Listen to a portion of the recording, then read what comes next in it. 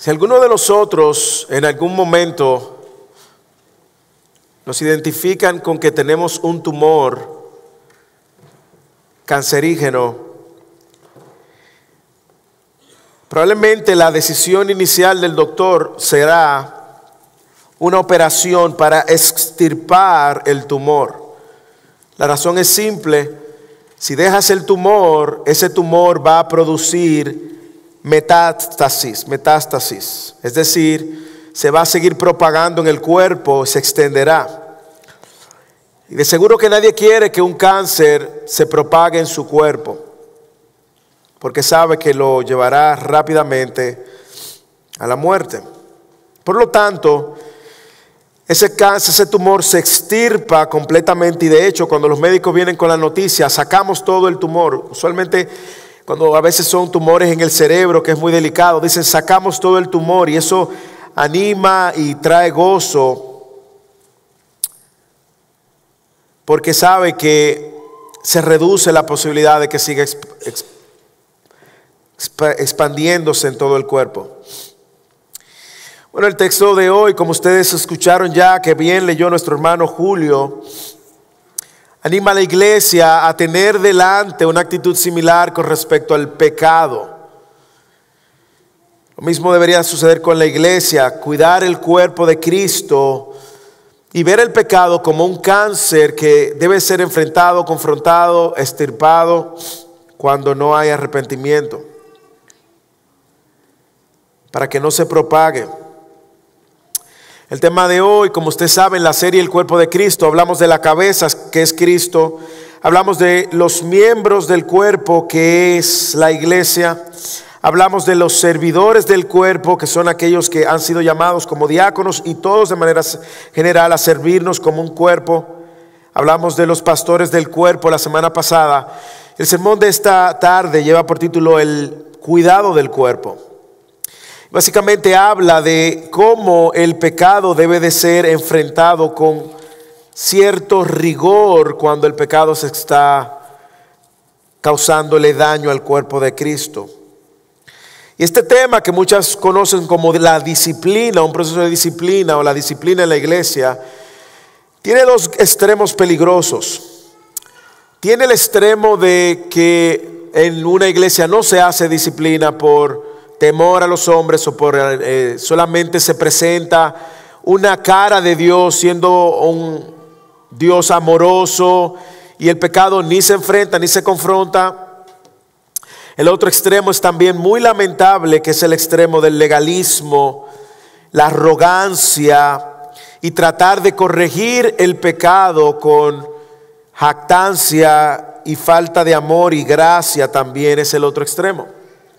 Pero la verdad es que no deja de ser un tema sensible e incómodo, porque quiero que ustedes sepan, una iglesia sana es una iglesia que tiene un proceso sano de disciplina, donde nadie, escuche, nadie, incluyendo el pastor, está exento de un proceso de disciplina. Si el miembro o los miembros o los líderes o los pastores incurren en faltas graves o patrones de pecado grave que necesitan ser confrontados. Y como usted va a ver en el día de hoy, el propósito de la disciplina es doble. Bueno, no doble, yo creo que es cuádruple. Primero, porque cuida al individuo de que por medio de una práctica de pecado se dé cuenta, al ser confrontado, de su falta, arrepentirse y volver a vivir de una manera digna. Cuida al cuerpo de Cristo, o sea que cuida el testimonio en el cuerpo de Cristo. Cuida también el testimonio hacia afuera del cuerpo de Cristo, porque si una iglesia donde no se enfrenta el pecado, no se lidia con el pecado, la iglesia, la gente de fuera dirá: eso más que cualquier cosa, eso es un club social. Y por último, cuida también la reputación del evangelio, un evangelio que tiene poder para salvar y santificar. Por lo tanto, el tema del cuidado del cuerpo es un tema donde todos debemos de vernos ahora a la luz de este texto, vernos porque somos parte del cuerpo. Ya leímos el texto y como no leímos el texto nos dimos cuenta que la idea que este texto comunica es que Pablo está exhortando a esta iglesia, los está animando a tomar acciones disciplinarias cuando el pecado se manifiesta en medio del cuerpo, para el bien del que peca y el cuerpo de Cristo.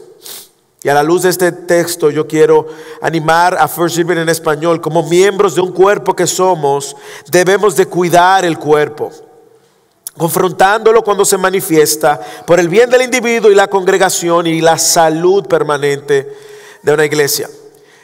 Recuerde que la iglesia no es un museo de santos, la iglesia es un hospital, si se puede decir, de hermanos y hermanas que venimos de diferentes backgrounds, trasfondos, historias. La iglesia es el cuerpo de Cristo, que Cristo compró con su sangre y que va a retornar y presentar sin manchas delante de Él. Pero mientras tanto, la iglesia, diríamos, como decía un predicador en inglés, is a beautiful mess. Es un caos hermoso, en el sentido de que tenemos una gloriosa esperanza, como cantábamos. Tenemos un evangelio que nos transforma y nos salva y nos promete una resurrección y vida eterna. Pero tenemos pecadores en medio de ellas.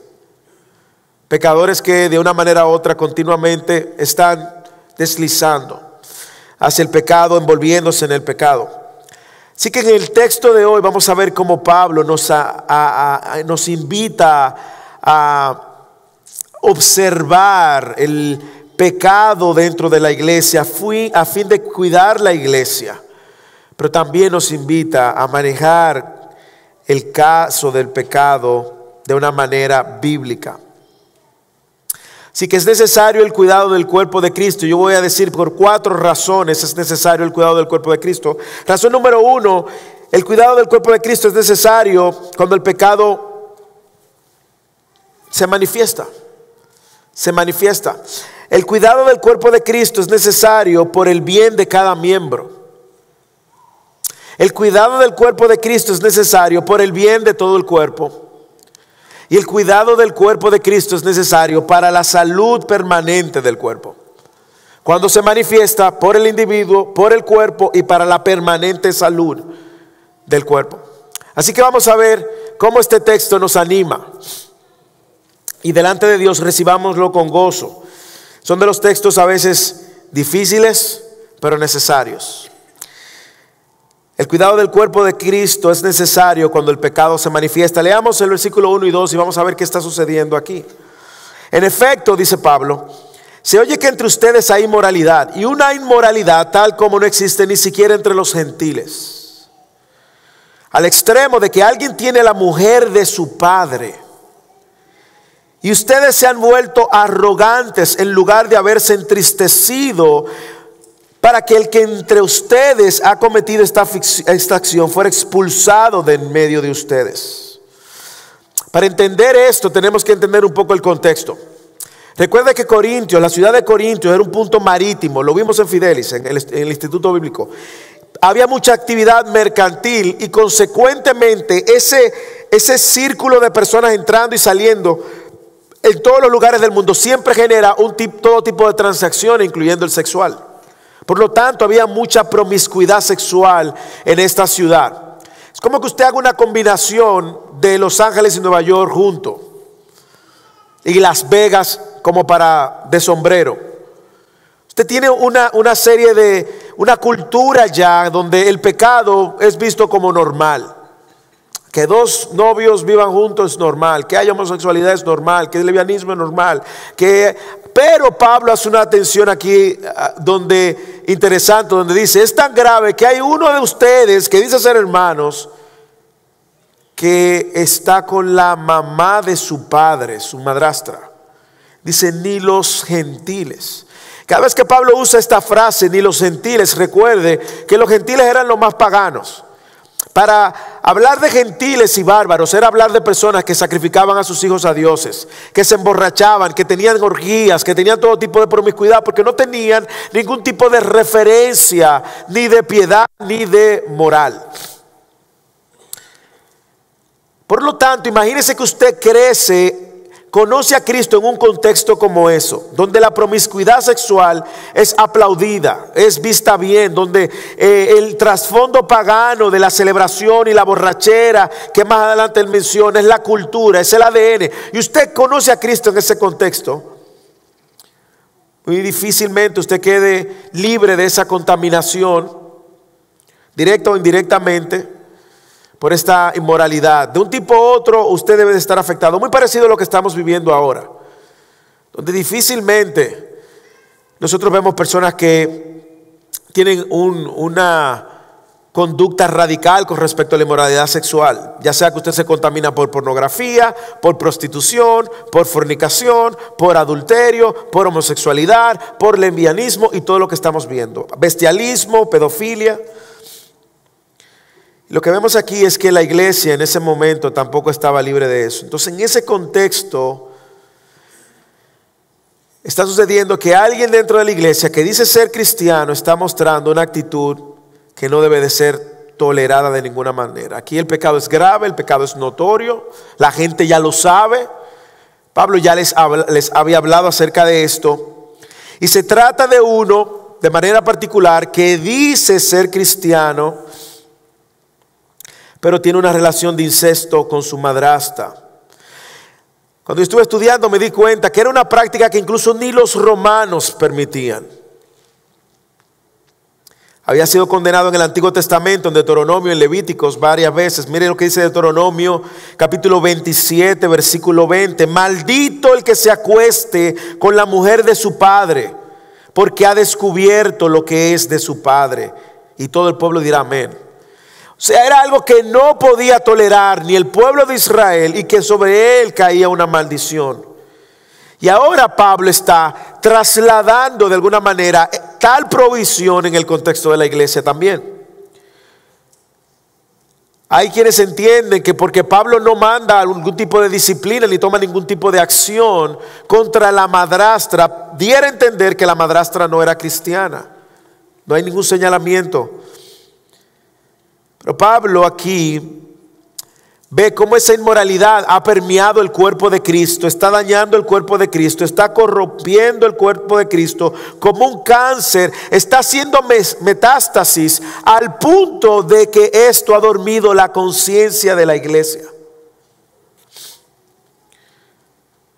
En otras palabras, el cuerpo de Cristo ya estaba viendo la inmoralidad sexual como algo normal y no tomó ninguna medida para detener este pecado.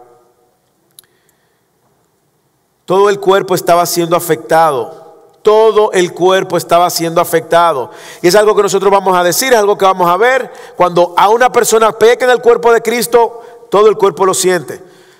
Yo no sé si a usted le ha sucedido, si usted se quita un poquito de piel de la uña, de una uña, un poquitico de piel de una uña, y eso se le infecta, usted va a sentir cómo toda la mano le duele, hay gente que le duele hasta la cabeza de eso. Todo el cuerpo de Cristo estaba, ¿cómo usted lo nota en el texto? Mire, no solo estaba afectando al joven y esa familia, me imagino destruyendo la relación del joven con su papá, sino también, como dije, todo el cuerpo de Cristo ahora tiene la conciencia dormida. La iglesia estaba con su conciencia dormida. Mírenlo en el texto, ¿cómo lo vemos? Primero, su inferencia ante el pecado. Esto lo había llevado a la iglesia a tener una actitud incorrecta con respecto al pecado, de arrogancia, de jactancia.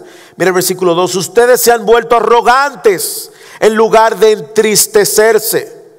No se habían compungido, no había sensibilidad con el pecado. No había ningún tipo de reacción con el pecado. Mire también que ellos no solamente estaban mostrando indiferencia ante el pecado que lo lleva a una arrogancia, sino una indiferencia ante el pecado que ha dormido su conciencia. Ellos no saben, no ven esto con la gravedad que debieron ver y atenderlo con la urgencia que debieron atender. No tenían ni mostraron ningún tipo de rechazo contra el pecado, ni tampoco ningún plan contra ese que llama serse cristiano dentro del cuerpo, o cristiano probablemente. Esto estaba dañando todo el cuerpo. Mírenlo, léalo otra vez, versículo 2. Ustedes se han vuelto arrogantes en lugar de haberse entristecido, para que el que de entre ustedes ha cometido esta acción fuera expulsado en medio de ustedes. Es decir, ustedes no están tomando la actitud correcta, no están teniendo la postura correcta contra el pecado. ¿Qué peligro se corre en la iglesia? Una situación vergonzosa que causaría un asombro en cualquier contexto, cuanto más a una iglesia. Usted puede no ser creyente, puede ser ateo si usted quiere, pero si usted se entera que un hijo tuvo relaciones con su madrastra, aún usted siendo un ateo, usted va a ser ¡ah! ¿Cuánto más la iglesia? Ellos estaban dormidos. Ellos no habían notado que esto iba a causarle y tener repercusiones graves. De hecho, más adelante en el capítulo 12, Pablo le dice: si un miembro sufre, todos los miembros sufren con él. Por lo tanto, eso no era un problema solamente de un hermano, ahora era un problema de todo el pueblo. Pero también la indiferencia entre el pecado es el resultado de ellos haber ignorado el mandato de Dios y lo que Dios le había dicho. De hecho, más adelante lo veremos, pero en el versículo 9, abra su Biblia y léalo, del capítulo 5, primera de Corintios. Él dice: en mi carta les escribí que no anduvieran en compañía de personas inmorales. Es decir, Pablo ya les había advertido, ellos habían ignorado el consejo de Dios, y cuando usted ignora el consejo de Dios, de que ha sido advertido, usted es un arrogante. Usted es un arrogante. Ignorar el consejo de Dios para lidiar una batalla contra el pecado es un acto de arrogancia. ¿Por qué? Porque usted está diciendo que usted lo puede manejar mejor que Dios. Y Pablo está reprendiendo la pasividad con la que esta iglesia está viendo el pecado, la pasividad con la que el cuerpo está manejando el pecado. Y como dije, tolerar el pecado en el cuerpo de Cristo es un acto de arrogancia y de jactancia. Es evidencia de una conciencia dormida y una falta de conocimiento del costo de nuestra salvación. Hermanos, nuestro pecado afecta el cuerpo. Y por eso es el llamado continuo a arrepentirnos, confesar nuestro pecado y apartarnos. Aquí nadie es perfecto, ni el pastor, ni ningún pastor que ha existido. Aquí todos estamos en lo mismo, creciendo en la santificación progresivamente. Pero si algo debemos de saber es que el pecado debe ser visto con rigor. Primero su pecado y las consecuencias que su pecado puede traer al cuerpo de Cristo. Es como cuando un padre está pecando contra su familia. Imaginémonos un padre que se emborracha y todo el dinero que cobra lo usa para embriagarse. Y cuando llegan las cuentas del fin de mes, ya lo que es su adicción al alcohol no solamente lo está afectando a él, ahora no tiene para proveer para su familia. El pecado nunca te afecta solo a ti, sino que también tiene repercusiones. Aunque como iglesia nosotros hablamos en nuestra primera reunión Visión 2022, en nuestra segunda reunión, que implementamos el proceso para que sepan cómo vamos a lidiar con el pecado, y en el pacto cuando usted se hace miembro habla de que usted está de acuerdo también con cualquier proceso de restauración. Es bueno que tengamos delante siempre que es necesario cuidar el cuerpo de Cristo cuando el pecado se manifiesta. Segundo, es necesario cuidar el cuerpo de Cristo por el bien de cada hermano. Mire lo que dice el versículo 3 al 5. Pues yo por mi parte, aunque ausente en cuerpo, pero presente en espíritu, como si tú estuviera presente, ya he juzgado al que cometió tal acción. En el nombre de nuestro Señor Jesús, cuando estén reunidos y yo con ustedes en mi espíritu, es decir, yo apoyando esto, lo que ustedes van a hacer, con el poder de nuestro Señor Jesús, entreguen a ese tal a Satanás para la destrucción de su carne, a fin de que su espíritu sea salvo en el día del Señor Jesús. Muy fuerte, ¿eh? Leerlo, escucharlo. ¿Pero qué quiere decir Pablo? Bueno, vamos a aprender qué quiere decir Pablo hoy. Lo primero que usted puede notar es que Pablo, a diferencia de ellos que han sido muy pasivos con el pecado, Pablo está diciendo: ustedes han sido muy pasivos, pero déjeme decirle, ya yo tomo una acción con él. Ya yo he juzgado al que cometió tal pecado, y déjame decirle lo que ustedes van a hacer. ¿Ok? Esto es lo que ustedes van a hacer. Es decir, Pablo está pronunciando su juicio delante de esto, porque aparentemente, y algunos entienden que así, había un problema de falta de liderazgo en esta iglesia. Pero Pablo está diciendo, ustedes han sido muy pasivos con el pecado, yo no. Ya yo tomé una acción y esta es la acción. En el nombre del Señor, este hombre, sáquenlo de la iglesia. Pablo está usando unas palabras muy fuertes, incluso ante una iglesia que por su mismo malestar había cuestionado el apostolado de Pablo. Es decir, algunos dentro de esa iglesia ponían en duda si Pablo era un apóstol o no. Pero Pablo actúa, toma una acción, y su acción es darle dirección a esta iglesia acerca de lo que deben de hacer. Ya yo tomo una acción y este es mi juicio, y esta decisión la vamos a tomar juntos. Es un juicio contundente, tan contundente como ha sido de contundente el pecado. Es un juicio contundente, tan contundente como las implicaciones mismas. Pablo está extirpando el cáncer, el tumor, porque Pablo no quiere más jóvenes teniendo intimidad sexual con cualquiera fuera del matrimonio. ¿Y qué dice? Yo por mi parte, aunque ausente en cuerpo, pero presente en mi espíritu, no significa que Pablo estaba en cuerpo astral. Eso no es lo que dice. Imposible. Pablo está, mire cómo dice, como si presente. Pablo está dándole todo su endoso a la acción que él va a decir. Le dicen, entreguen a ese Satanás. Pero observe el lenguaje que Pablo usa. Observe el lenguaje. Lo más probable es que Pablo quiere que ellos sepan que es una acción radical, pero usted sabe por el bien de quién, por el bien del mismo individuo. Parece difícil de entender, pero escúcheme ahora. Esta acción suena radical, pero es primero por el bien del mismo individuo, luego por el bien del cuerpo y luego por la gloria de Cristo. Para la gloria de Cristo, por la gloria de Cristo primero el individuo y luego el cuerpo. Mire cómo el lenguaje, el da autoridad total de Jesucristo como Señor, es decir, en el nombre de Jesús. Él muestra también la autoridad corporativa que tiene ahora el cuerpo de Cristo, y luego habla esa autoridad corporativa donde Él es parte también, y luego lo hace también en el nombre de Jesús. Es una medida drástica, suena drástica, pero no es una medida arbitraria. No es una medida arbitraria, sino que es una medida centrado en la persona, en la obra y en la autoridad de Cristo. Lea el texto.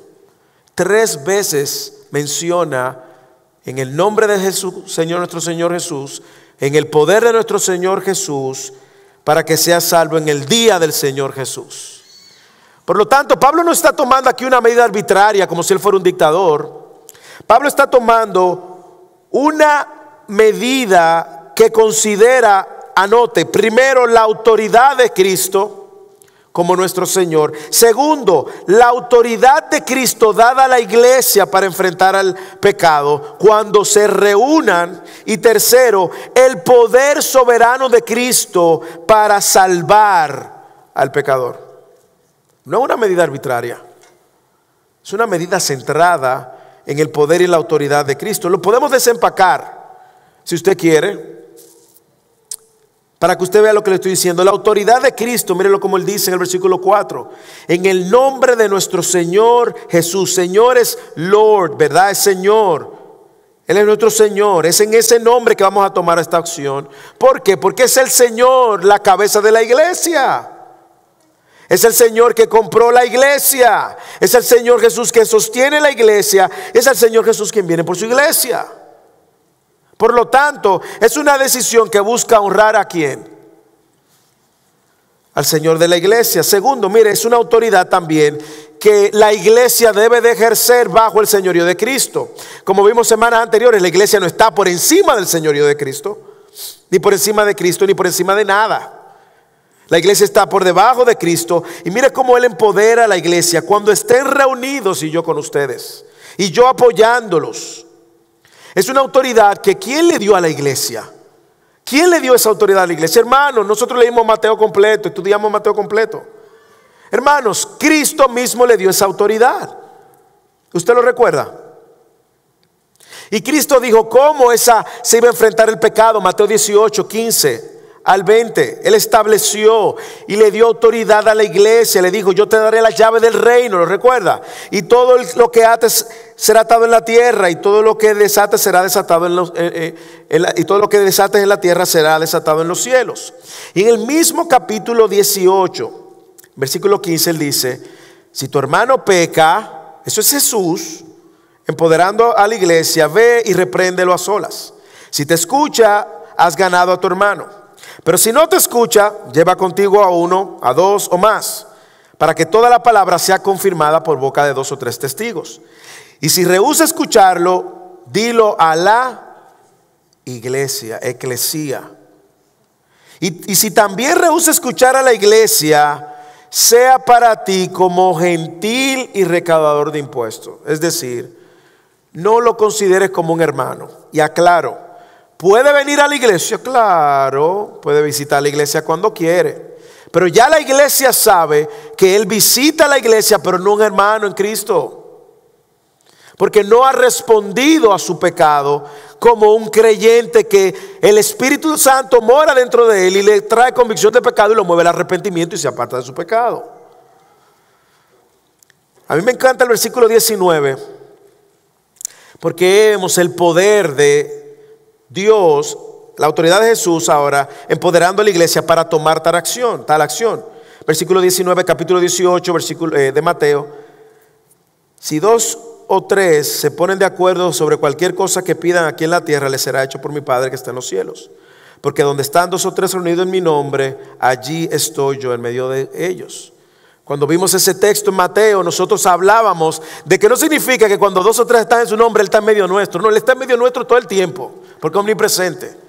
Lo que Él está diciendo es que cuando 2 o 3 se ponen de acuerdo para tomar una acción disciplinaria por el cuerpo de la iglesia, Él endosa eso. Y eso es lo que Pablo está diciendo. Con el poder, lee el versículo 4 en la parte final. Con el poder de nuestro Señor Jesús se entreguen a Satanás para destrucción de su carne, a fin de que su espíritu sea salvo en el día del Señor Jesús. Es decir, no solamente la autoridad ha sido dada no solamente es bajo la autoridad de nuestro Señor, bajo la ejecución del cuerpo de Cristo, sino también confiando en la obra soberana de Dios para salvar.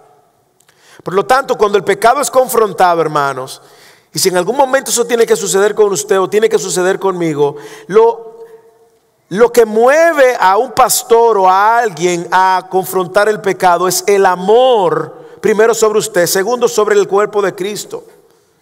Bueno, el amor primero sobre Dios, Cristo, ¿verdad? Pero usted entiende lo que digo en el contexto de es ayudarte a ver tu falta, arrepentirte, apartarte. El que no es cristiano no se va a arrepentir y no se va a apartar. Escúchelo. Se va a ofender y se va a ir. Como dije, es una medida que suena drástica, pero busca algo.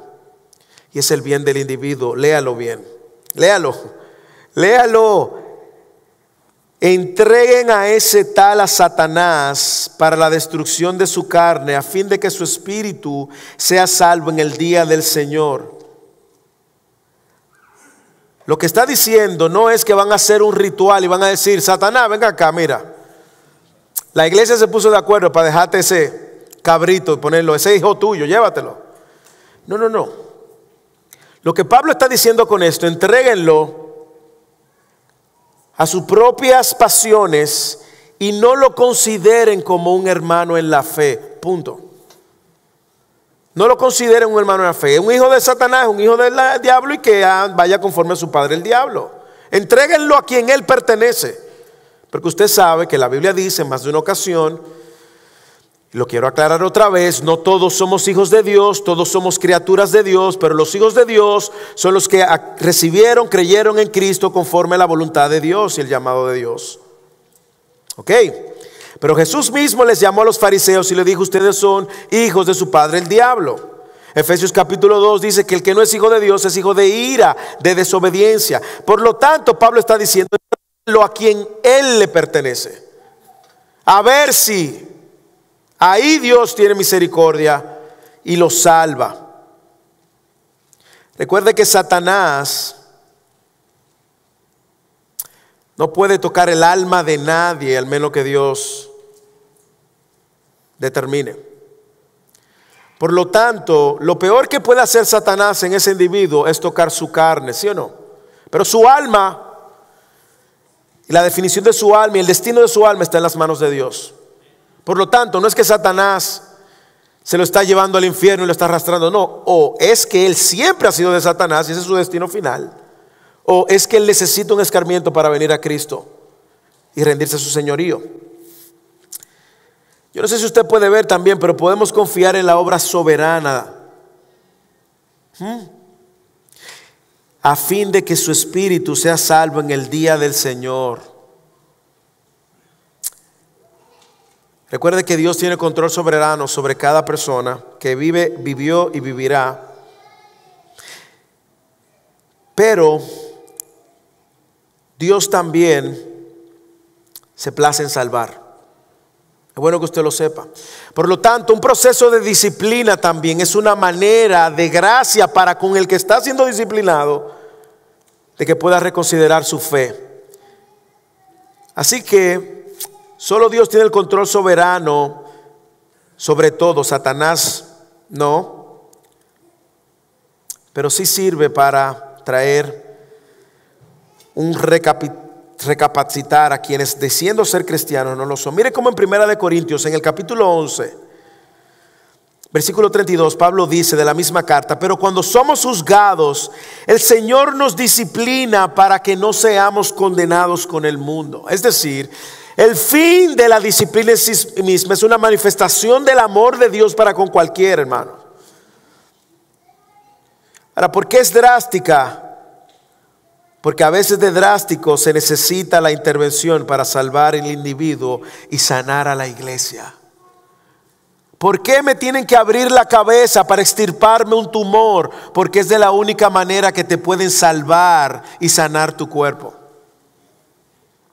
Así que el cuidado del cuerpo de Cristo es necesario cuando el pecado afecta el cuerpo, por el bien de cada individuo, pero también por el bien de todo el cuerpo de Cristo. Lea el versículo 6 al 8. Mire cómo Pablo ahora arremete contra la iglesia. Dice: la jactancia de ustedes no es buena.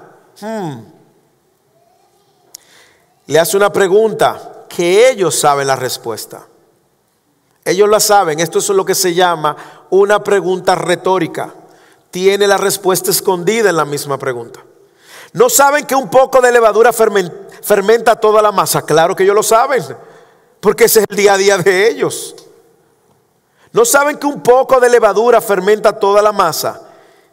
Versículo 7. Limpien la levadura vieja para que sean masa nueva, así como lo son en realidad sin levadura, porque aún Cristo, nuestra Pascua, ha sido sacrificado. Por tanto, ahora Pablo le invita a lo que es mejor. Celebremos la fiesta no con la levadura vieja ni con la levadura de malicia y maldad. No, la iglesia no debe andar en eso, malicia y maldad, sino con panes sin levadura de sinceridad y verdad. Ay, ahora vamos a descomponer esto, porque Pablo no solamente está tomando una acción contra el individuo, Pablo ahora está tomando una acción contra el cuerpo de Cristo. Porque los dos necesitan. Este pecó de manera gravísima y la iglesia ha pecado de manera pasiva, por su falta de conciencia ante la gravedad del pecado. Y Pablo, mire, Pablo muy claro lo dijo: él no busca agradar a los hombres, así que Pablo viene de frente. Él lo dijo en Gálatas capítulo 1 versículo 10: si yo buscara agradar a los hombres, no fuera siervo de Cristo.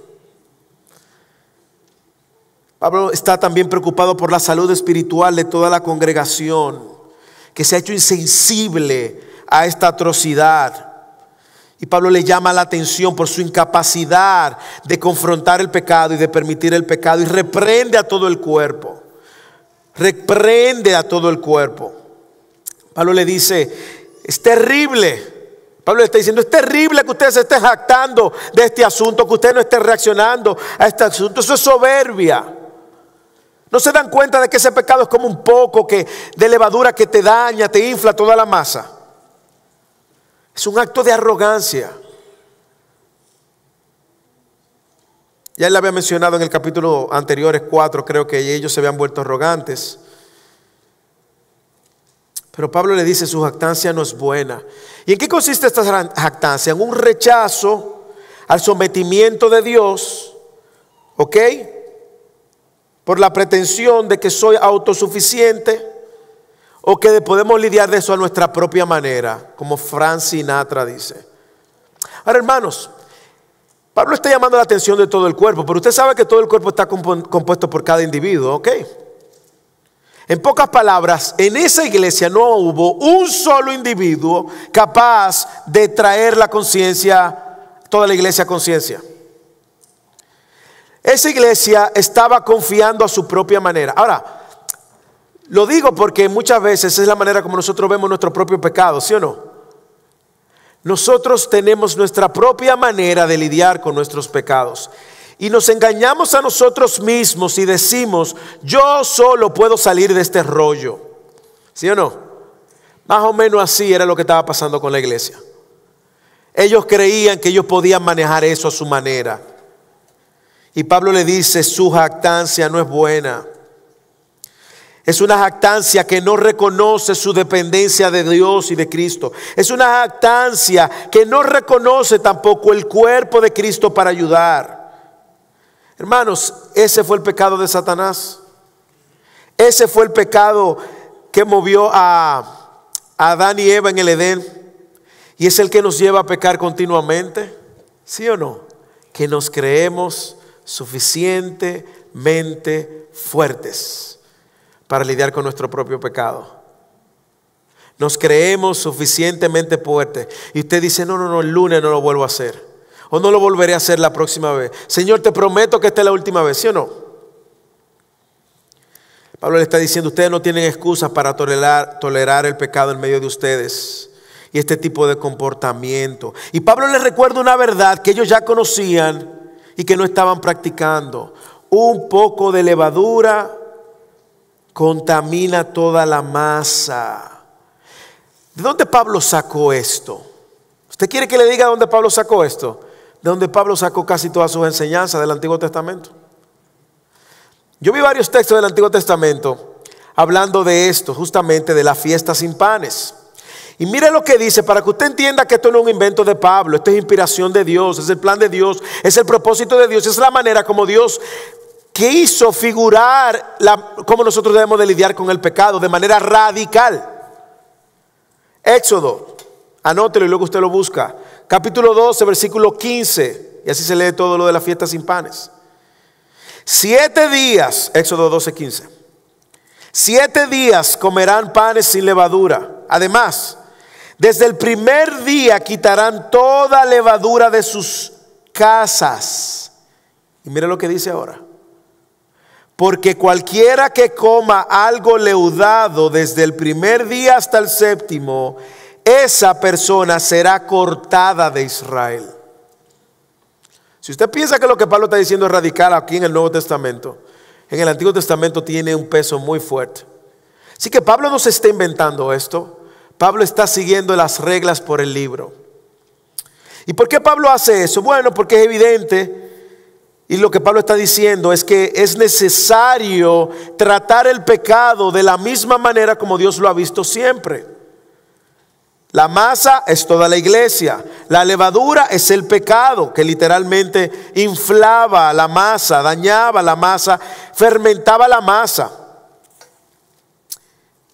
Y el pecado debía ser quitado de la casa de Dios, es decir, de la iglesia local. Y mire cuál es el argumento que Pablo da. Me encanta que Pablo usa esta analogía de la casa de Dios, porque Cristo, aún Cristo, nuestra Pascua, ha sido sacrificado. Cristo ha sido crucificado. Ten en cuenta esto. Cristo ha sido crucificado, porque es ahora por medio de Él que tus pecados, es decir, la levadura, ha sido quitada,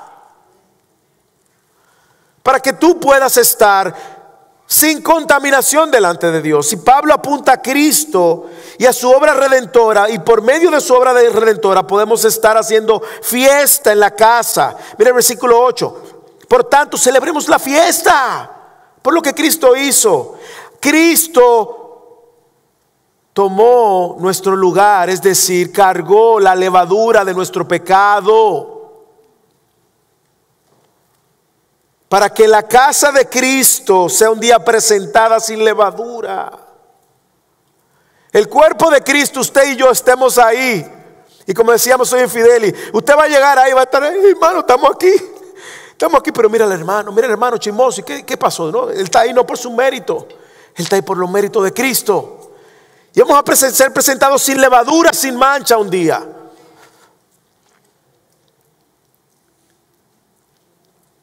Y le dice en sinceridad y verdad. Por eso es que es necesario que el pecado sea expuesto, hermanos. No nos gusta. A nadie le gusta. Pero si hay un pecado, hay un patrón de pecado en medio del cuerpo de Cristo, sepa que ese pecado va a ser llamado a capítulo. Por el bien del hermano y por la salud del cuerpo de Cristo. De hecho, la cena del Señor hoy, la cena del Señor es un recordatorio, es una práctica continua de que como cristianos en la muerte de Cristo, Cristo llevó nuestro pecado, / levadura, para que ahora nosotros podamos presentarnos de Dios como una masa pura. Finalmente, el cuidado del cuerpo es necesario también para mantener la salud del cuerpo. Así que no solamente es necesario cuando se manifiesta o por el bien de cada hermano, por el bien del cuerpo, sino también para mantener la salud del cuerpo. Versículo 9 al 13 y cerramos. En mi carta, aparentemente hubo una carta anterior que se perdió, no se preocupe, si no apareció fue porque Dios no quiso. En mi carta les escribí que no anduvieran en compañía de personas inmorales. No me refería a la gente inmoral de este mundo. Ahí lo que cabería en buen, no sé, de esta generación. Come on. No me refería a la gente de este mundo. Come on. Yo voy a decir que no se junten con los inmorales de este mundo cuando ustedes están en el mundo para hacer luz. No, come on. No es a eso que me estoy refiriendo. O a los codiciosos, estafadores o a los idólatras. Porque entonces tendrían ustedes que salirse del mundo. Entonces ustedes tendrían que ser Amish. Ustedes tuvieran entonces que aislarse. No es a ello que me refiero, sino que en efecto les escribí que no anduvieran en compañía de ninguno que, llamándose hermano, es una persona inmoral, avaro, o idólatra, o difamador, o borracho, o estafador. Imagino que eran los pecados más recurrentes, pero usted le puede poner la lista de pecados. De aquellos que llamándose ser cristiano con sus acciones niegan la fe. Con esa persona ni siquiera coman, que era la actividad social más común. Pues, ¿por qué de juzgar yo los de afuera? O sea, ¿por qué yo lo voy a mandar a ustedes, iglesia de Corintios, de que a juzgar a los de afuera? No, los de afuera ya están juzgados por Dios, condenación eterna. Pero los de adentro, ¿no juzgan ustedes a los que están dentro de la iglesia? Porque Dios juzga a los que están afuera. Y Él dice, expulsen al malvado de entre ustedes. Y cita un texto del Antiguo Testamento. Parece que Pablo escribió una carta que hubiese sido originalmente Primera de Corintios. Y esta sería Segunda de Corintios. Pero no tenemos aquella, o sea que esta es la Primera de Corintios. Pablo había dado instrucciones sobre este tema de cómo manejar a los inmorales dentro de la iglesia. Por lo mismo, había una cultura de pecaminosidad. El pecado estaba a la flor. Ahí estaban los jóvenes teniendo intimidad sexual, los hombres con varias mujeres, y había un problema serio.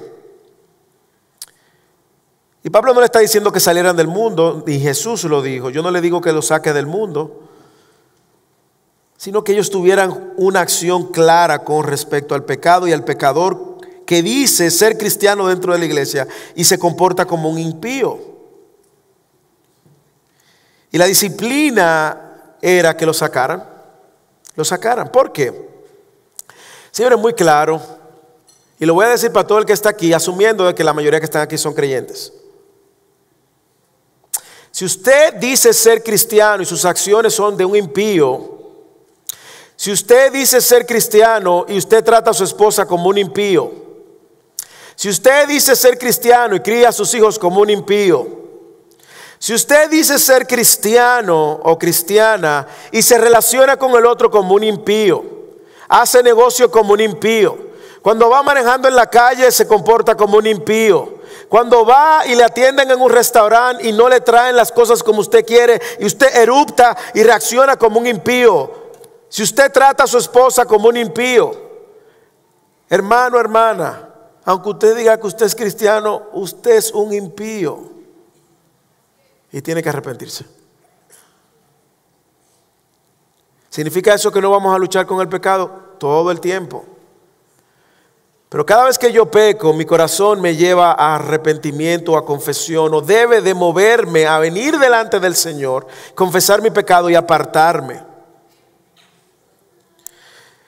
¿Qué pasa si una persona tiene un patrón como ese dentro de la iglesia y tenemos que tomar una decisión? ¿Lo dejamos fuera? No, el hermano puede seguir viniendo a la iglesia, pero ya ustedes saben, ese hermano ya no es un hermano, es una persona que visita la iglesia. Porque un hermano, aunque peque, persigue vivir de una manera digna en el Señor. Y Él lo dice.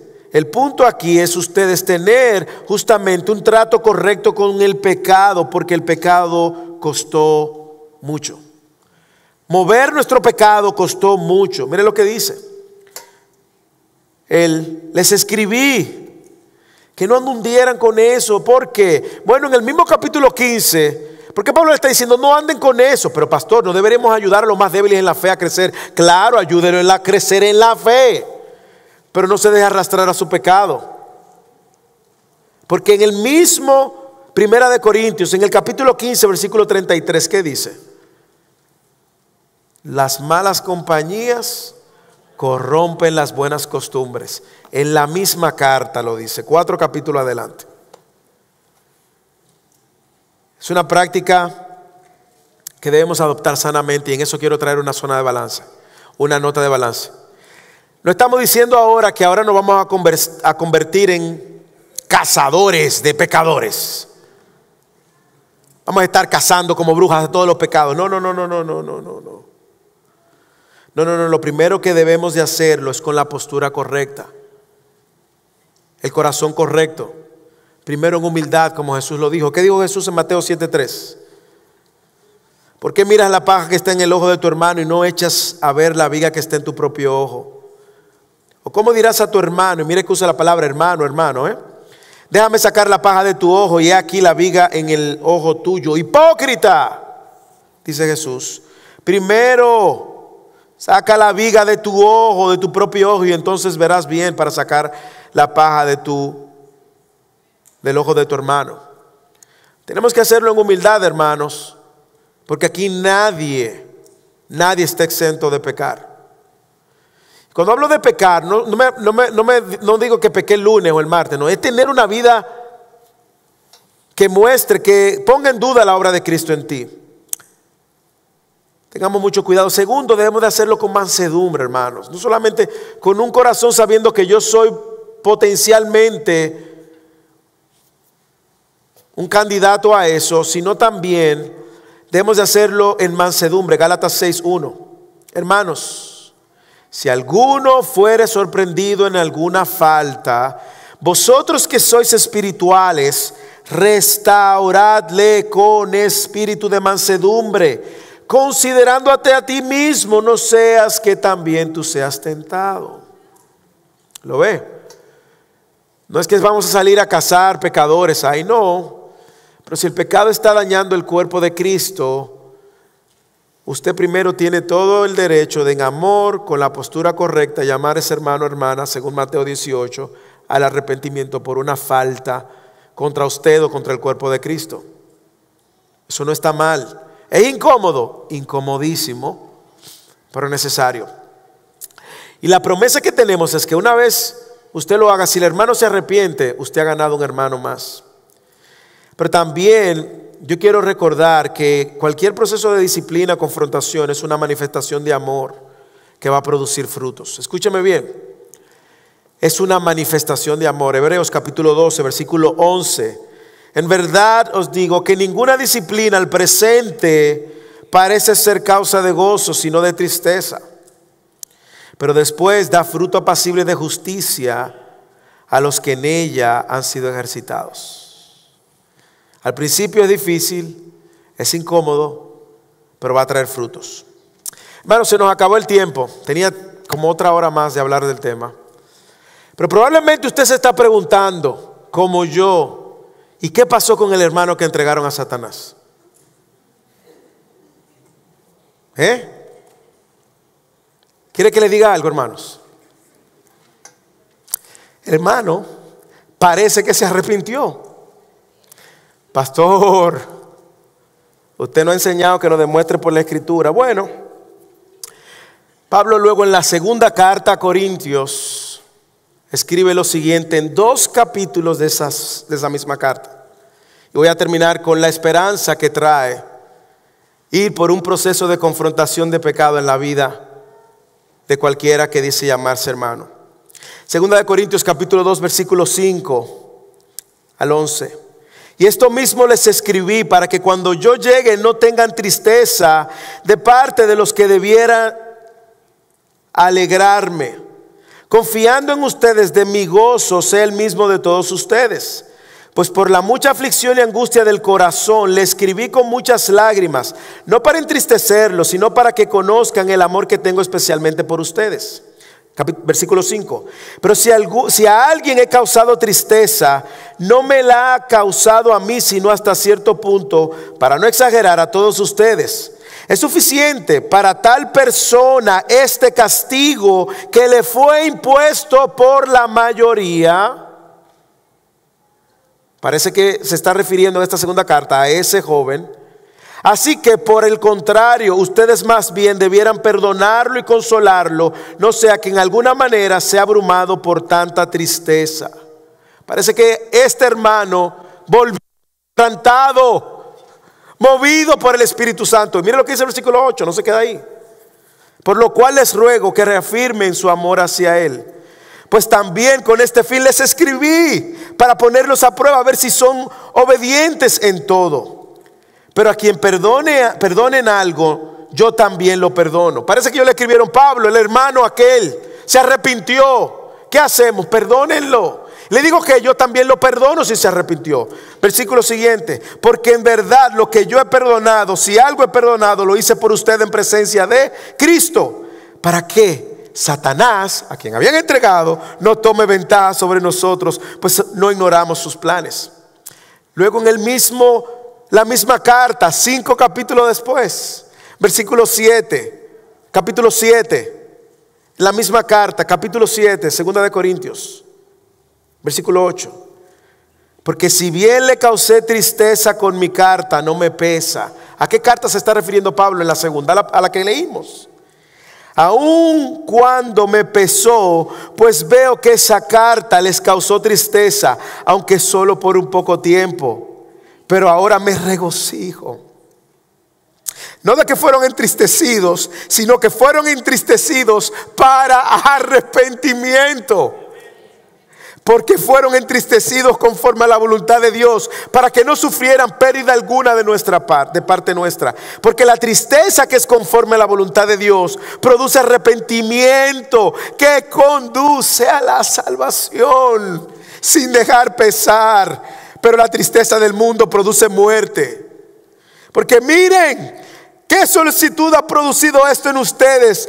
Esta tristeza piadosa. ¿Qué vindicación de ustedes mismos? ¿Qué indignación? ¿Qué temor? ¿Qué gran afecto? ¿Qué celo? ¿Qué castigo del mal? En todo han demostrado ser inocentes del asunto. Así que, aunque le escribí, no fue por causa del que ofendió, ni por causa del ofendido, sino para que la solicitud de ustedes por nosotros le fuera manifestada delante de Dios.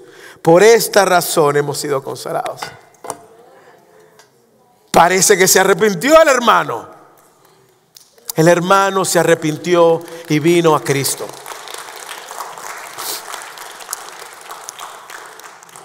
Si usted nos visita en esta noche, en esta tarde, y no tiene a Cristo, la Biblia dice que tu condición es difícil, espiritualmente estás muerto, la ira de Dios está sobre ti, eres un hijo de desobediencia y aunque no suene lindo, eres hijo del diablo. Pero te tengo una buena noticia. Si Dios ha movido tu corazón a convicción hoy, y tú hoy te das cuenta que sí, que has ofendido a un Dios santo, continuamente has pecado contra ese Dios santo, Dios te llama al arrepentimiento, a reconocer tu miseria espiritual, o reconocer que has ofendido al único Dios verdadero y a correr a los brazos de Cristo, el único camino, la única verdad y la vida. Y Él demanda de ti arrepentimiento y rendirte a su señorío. Si ese es tu caso, no te vayas de este lugar sin hablar conmigo, con alguno de nuestros líderes. Iglesia, si tú estás lidiando con algún tipo de pecado propio, personal, corre al trono de la gracia. Corre. En el trono de la gracia vas a encontrar socorro oportuno. No vas a poder vencer el pecado por tus fuerzas. Hay uno que lo clavó en la cruz, recuérdalo. Corre a Cristo también. Si hay alguien aquí en el cuerpo de Cristo que está dañando el cuerpo de Cristo, pídele perdón a tu Señor y restaura las relaciones. Deja que la gloria de Cristo se manifieste por medio de la restauración. Hermanos, oremos.